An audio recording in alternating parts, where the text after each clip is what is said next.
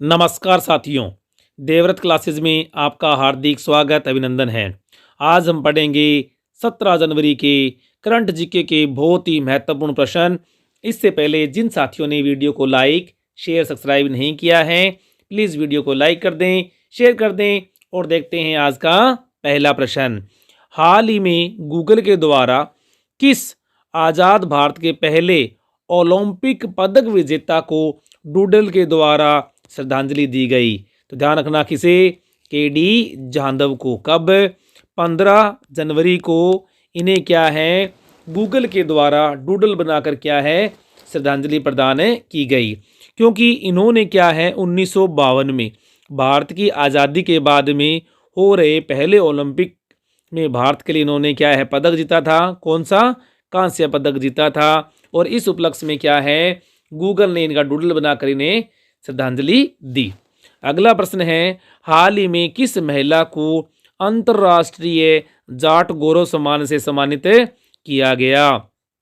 तो ध्यान रखना, सवाई मान सिंह मेडिकल कॉलेज में कार्यरत डॉक्टर आशा जाट को। आशा जाट को क्या है, अंतर्राष्ट्रीय जाट गौरव सम्मान से सम्मानित किया। अगला प्रश्न है, देश का पहला गो आईवीएफ सेंटर कहाँ स्थित है? तो ध्यान रखना, राजस्थान के पाली में देश का पहला आईवीएफ सेंटर स्थित है। और आपने पढ़ा भी होगा, यहाँ पर क्या है 36 क्या है गायों को क्या है सेरोगेट मदर के रूप में तैयार किया गया है।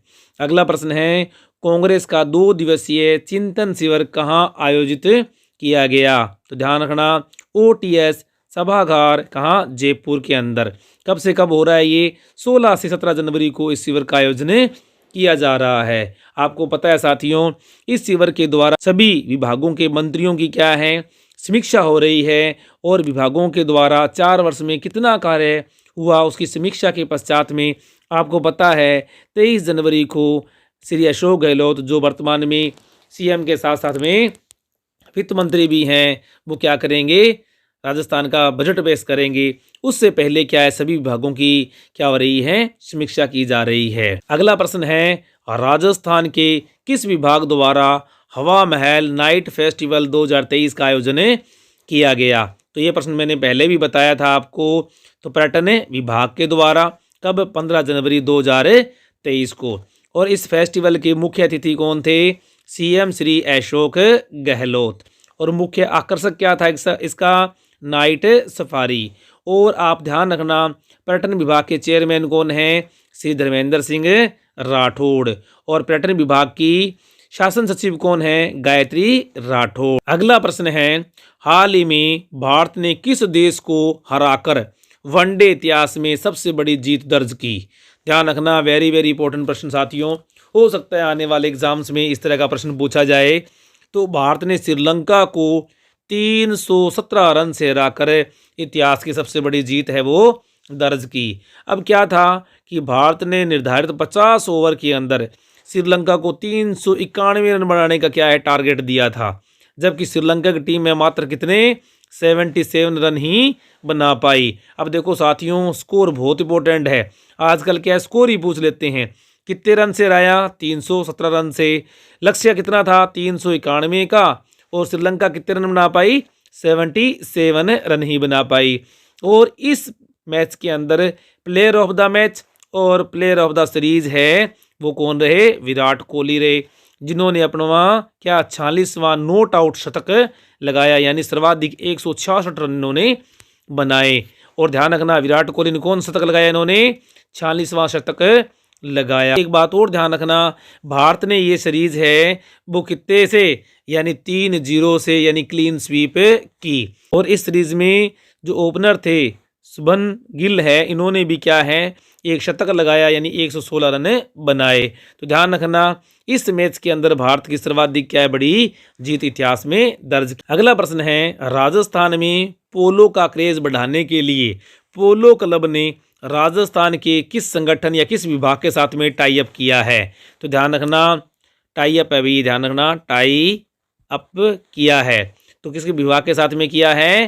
पर्यटन विभाग के साथ में उसने टाई अप किया है। और राजस्थान के पहले राजस्थान के पहले राजस्थान टूरिज्म पोलो कप का आयोजन किया जाएगा। दोनों मिलकर क्या करेंगे? राजस्थान टूरिज्म पोलो कप का आयोजन करेंगे। कब से कब तक? 16 जनवरी से 22 जनवरी तक।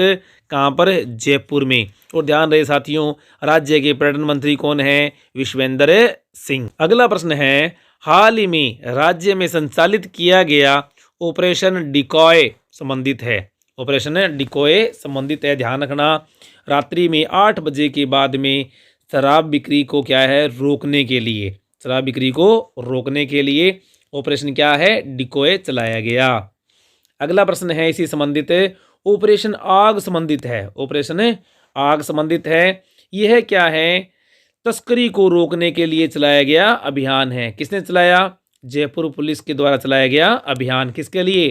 तस्करी को रोकने के लिए जयपुर पुलिस के द्वारा चलाया गया अभियान है। और ये भी ध्यान रखना, राजस्थान के डीजीपी कौन है वर्तमान में? श्री उमेश मिश्रा। अगला प्रश्न है, राज्य में आवारा पशुओं से निजात पाने के लिए राज्य सरकार ने वर्ष 2022-23 के लिए कितनी राशि है उसकी स्वीकृति प्रदान की? तो ध्यान रखना साथियों, वर्ष 2022-23 के लिए 183.60 करोड़ रुपए की स्वीकृति है वो प्रदान की।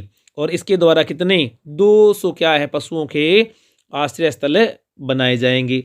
इसी प्रकार से 2023-24 के लिए कितनी? 1193.40 करोड़ रुपए की स्वीकृति प्रदान की। इससे कितने? 1500 आश्रय स्थल बनाए जाएंगे। कुल कितने? 1500 आश्रय स्थल बनाए जाएंगे। ध्यान रखना, यानी पंचायतों पर कितने? 1500 आश्रय स्थल बनाए जाएंगे। कितने रुपए से? कुल राशि कितनी हो गई? ये 1377 करोड़ रुपए की वित्तीय स्वीकृति है उसको प्रदान कर दी। अब ध्यान रखना, सीधे प्रश्न पूछ सकते हैं, कितने पशुओं के लिए आश्रय स्थल बनाए जाएंगे? कुल 1500। अगर वो वर्ष देके पूछ ले 22-23 के लिए 200, 23-24 के लिए कितने? 1300। वित्तीय स्वीकृति कितनी प्रदान की? अलग अलग वर्षों की वित्तीय स्वीकृति भी दे दी गई। कुल पूछे तो 1377 करोड़ रुपए की वित्तीय स्वीकृति है वो प्रदान की। अब देखो, राज्य सरकार का अंश कितना होगा इसमें? 90%। जबकि सामने वाली जो फर्म होगी उसका कितना होगा? 10% योगदान रहेगा। अगला प्रश्न है, कांग्रेस की भारत जोड़ो यात्रा के दौरान किस सांसद का हृदयघात के कारण क्या हो गया? निधन हो गया। ध्यान रखना, किसका? कांग्रेस के सांसद हैं श्री संतोख सिंह, जो कि पंजाब से सांसद थे। इनका क्या है? हृदयघात के कारण क्या हो गया था? निधन हो गया। विशेष बात यह है कि भारत जोड़ो यात्रा के दौरान इनका निधन हुआ।